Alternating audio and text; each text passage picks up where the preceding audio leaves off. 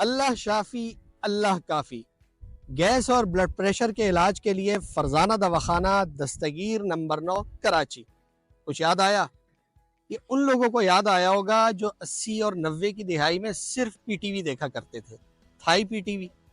اور یہ جو فرزانہ دواخانہ ہے، اس وقت میرا خیال ہے ملک کے کروڑوں لوگوں نے اس کا نام سنا، اور یہ اشتہار نہ صرف رٹ گیا تھا بلکہ چڑھ کا بھی سبب بن گیا تھا۔ ایک تیز آواز ٹی وی سیٹ سے نمودار ہوتی تھی جو فرزانہ دواخانہ کا ایڈریس بتاتی تھی۔ یہ فرزانہ دواخانہ بنیادی طور پہ دستگیر میں تھا۔ آج اسی دستگیر کے سنگم گراؤنڈ پہ ہم کھڑے ہیں۔ یہ وہ گراؤنڈ ہے جہاں میرا بچپن گزرا۔ یہاں کی گلیوں میں، یہاں کے سڑکوں پہ، یہاں کے محلے میں ہمارا لڑکپن گزرا۔ ہم نے یہاں پر کھیلا، بلکہ ہم نے کیا کھیلا، یہ جو پچ آپ کو نظر آ رہی ہے نا، یہاں پر پاکستان کے لیجنڈ کھلاڑی اور بین الاقوامی سطح پر معروف ظہیر عباس کو کھیلتے ہوئے میں نے دیکھا۔ جی بالکل، ظہیر عباس اس گراؤنڈ پہ۔ اس کی حالت پہ آپ نہ جائیں، یہ ہم ماضی کی بات کر رہے ہیں۔ اسی کے ساتھ ساتھ اعجاز فقی جو ایک زمانے میں پاکستان کرکٹ ٹیم میں رہے، ان کو بھی یہاں میں نے کھیلتے دیکھا، اور ہم جیسے تو بہت سارے یہاں پر کھیلتے ہی تھے۔ خیر، یہ کوئی ایک گراؤنڈ نہیں ہے، آپ دستگیر میں بے تحاشا گراؤنڈز آپ کو ملیں گے۔ دستگیر ایک بڑی زبردست جگہ ہے، اور اس گراؤنڈ سے تو میری یادیں یوں بھی وابستہ ہے کہ یہ وہ گراؤنڈ ہے جہاں پر میں نے بائک چلانا سیکھی۔ خیر، یہ دستگیر اب تو اجڑ گیا، اب اس کے جو یہاں رہنے والے پرانے بہت سارے لوگ تھے یہاں سے منتقل ہو گئے دیگر علاقوں کو، کوئی یہاں سے بیرون ملک چلا گیا۔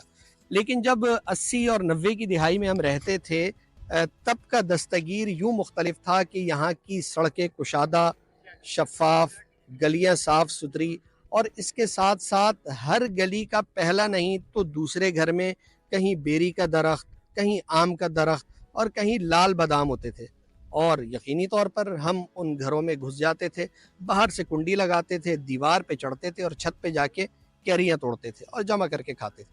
اور اسی طرح سے اس علاقے کی جو مساجد تھیں، جیسا کہ یہاں کی غوثیہ مسجد ہے، اقصی مسجد ہے، محمدی مسجد، رمضان کے مہینے میں ان مساجد میں ایک الگ طرح کا منظر ہوتا تھا۔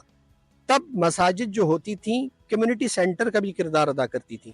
رمضان کا مہینہ ہوتا تھا، گرمی کڑاکے کی پڑتی تھی، اور ظہر کی نماز کے بعد تمام نمازی وہاں پر سو جایا کرتے تھے، مسجد کے حوض سے رومال گیلا کرتے، سر پہ رکھتے اور لیٹ جایا کرتے، عصر تک وہاں رہتے۔ اور عصر کے بعد کیا ہوتا تھا؟ عصر کے بعد یہی گراؤنڈ آباد ہوتے تھے۔ رمضان کی کرکٹ، ٹیپ بال کے میچز، اور عصر سے مغرب تک پھر اس میچز کا دور ہوتا تھا۔ یہ جو میدان ہے نا، یہ اس پوری علاقے کی ایک ثقافت کی علامت ہے۔ مثلا عصر سے لے کے مغرب تک تو لڑکے بالوں نے کھیلا، نوجوان آئے، اپنی ٹیمز بنائی، گپ شپ کی۔ مغرب کے بعد پھر خواتین آتی تھی، یہ مغرب سے عشاء کا وقت ان کا ہوتا تھا، اور ان میدانوں میں بیٹھ کر نہ صرف دن بھر کی گپ شپ ہوا کرتی تھی بلکہ یہاں رشتے ناتے بھی طے ہو جاتے تھے۔ اچھا، رشتوں سے مجھے یاد آیا کہ یہاں کے ایک مشہور اسٹاپ ہے ٹال اسٹاپ کے نام سے۔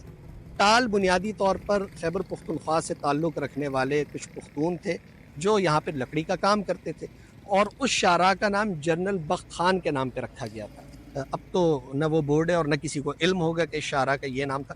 تو وہاں پر جب N E D university, Dow university اور کراچی یونیورسٹی کے لیے طلبہ و طالبات کا جم غفیر جمع ہوتا تو پوائنٹس آنے سے پہلے ان کی دوستیاں بھی رشتوں میں بدل گئیں۔ خیر، یہ بھی ایک زمانہ تھا، پھر وقت گزر گیا، جیسے پورا کراچی اجڑا، دستگیر بھی اجڑ گیا، اس کی گلیاں بھی تباہ ہو گئیں، اس کے میدان برباد ہو گئے، اور یہاں کا سارا کلچر تبدیل ہو گیا۔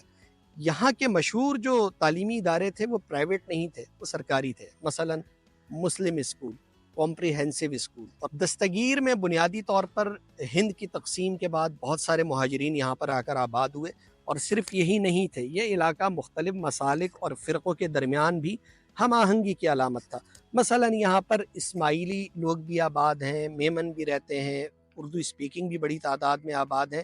اور یہاں کی ایک انٹرسٹنگ بات یہ ہے، یہاں کی جامع مسجد غوثیہ جہاں میرے والد صاحب امام و خطیب رہے، وہاں پر ہر جمعے کے بعد درود و سلام پڑھا جاتا تھا، کیونکہ اس مسجد پہ تنازع تھا، عدالتی احکامات تھے، یعنی اس ایک مسجد میں تمام مسالک، فرقوں کے لوگ اور مختلف جماعتوں کے لوگ موجود ہوا کرتے تھے۔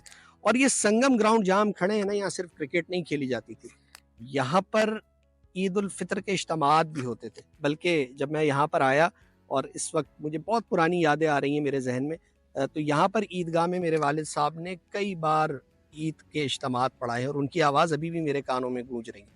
یہاں پر غبارے والے کھڑے ہوتے تھے اور عید کی نماز کے بعد بچوں میں وہ سب چیزیں تقسیم ہوا کرتی تھی۔ اسی طرح سے اس دستگیر میں سنگم گراؤنڈ سے تھوڑا آگے سیدھے ہاتھ پہ بمباٹ کی دکان ہوتی تھی۔ یار اس زمانے میں اسی طرح کے نام ہوتے تھے، تو بمباٹ کی دکان بڑی مشہور تھی، کچھ اچھی چیزیں ملتی تھیں کچھ خراب، لیکن بہرحال معاملہ چلتا رہتا۔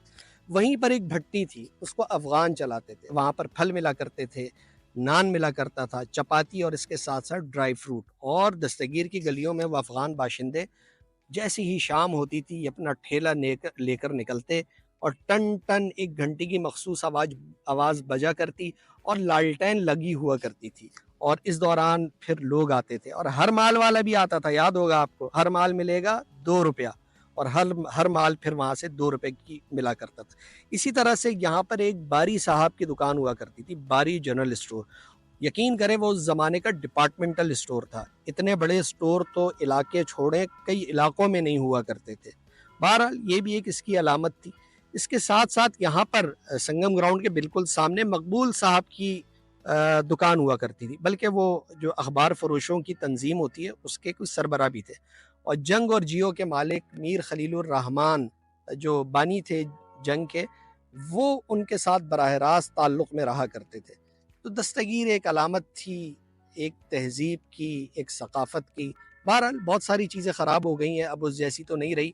تو جب یہاں پر میرا آنا ہوا، سنگم گراؤنڈ میں پہنچا، پچھلے دنوں میں آیا تھا، اور اب جب میں آیا تو وہ ساری چیزیں ایک ریل کی طرح میرے ذہن کے سامنے وہ مناظر گھومنے لگ گئے ہیں۔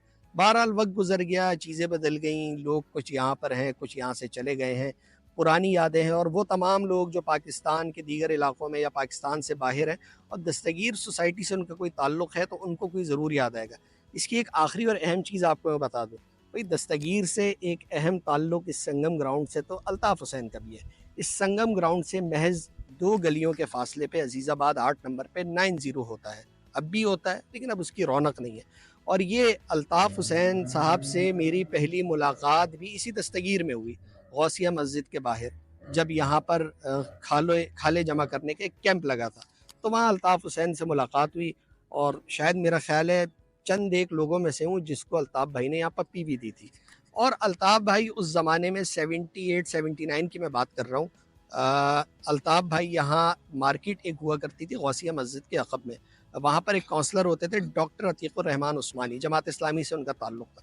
تو جب پی این اے کی تحریک چل رہی تھی، میں تو اس وقت پیدا بھی نہیں ہوا تھا، تو وہاں پر، اور یہ پپی والی بات ہے، یہ بات کی ہے 89 کی بات ہے، تو 79 میں 78 میں اس تحریک کے زمانے میں یہاں پر محفل جمع کرتی تھی، اور الطاف حسین اور دیگر لوگ اس پی این اے کی تحریک کے حوالے سے اظہار خیال کیا کرتے تھے۔ تو بہرحال خیر بہت بڑی بڑی چیزیں یہاں پر آئی، اور اسی گراؤنڈ میں یہاں پر پہلی بار میرا خیال ہے 91 میں یا 90s میں قاضی حسین احمد مرحوم بھی تشریف لائے تھے، جب اسلامی جمعیت طلبہ کے کارکن سعد بن صلاح کا قتل ہوا تھا، اور ان کی نماز جنازہ بھی اسی گراؤنڈ میں ادا کی گئی تھی۔ بہرحال اس گراؤنڈ سے، اس دستگیر سے بہت کچھ وابستہ ہے، بہت ساری یادیں ہیں، اگر ہم ان کو کھولیں گے تو ختم نہیں ہوں گی۔